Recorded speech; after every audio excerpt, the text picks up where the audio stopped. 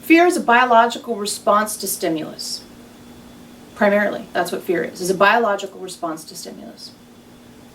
That's why it's an option, is because biology is somewhat within your control. So primarily we see fear as the biological response to stimulus, and that's why everybody's fears are different, because everybody has different responses to stimulus. Is it the same as worry?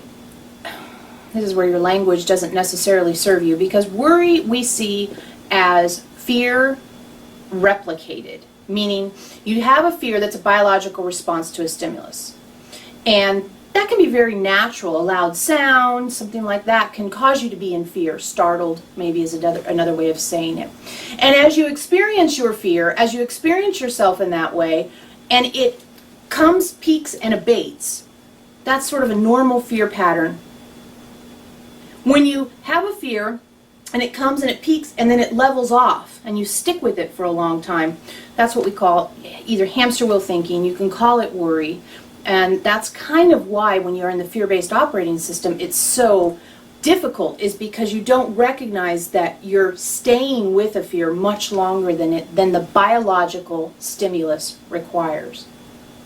And that's a really important thing to be very clear on, is fear is a biological response to stimulus, and how you decide to process your response to stimulus can really change that picture into something that's more healthy.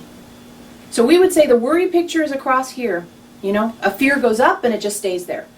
Money is the perfect one, right? Up and it just stays there, and it tends to go like that from what we've seen. So that picture, this part of the picture is the worry. This part is the fear. Yeah? So fear is the biological response to some stimulus, and then worry is when you keep that stimulus high, even when the stimulus, or keep your reaction high, even when the stimulus has abated. Now, you might say, I worry about money because I constantly have bills. Okay, what we try to do is, even if you constantly have bills, each bill needs its own pattern. Well, what tends to happen is, like, we'll just keep using money.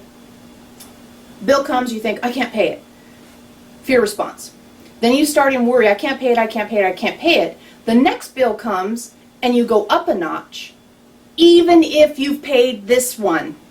And that's why it just keeps going up and up. Many people, once they get to a certain level of fear about a subject, don't realize that they can let that fear go.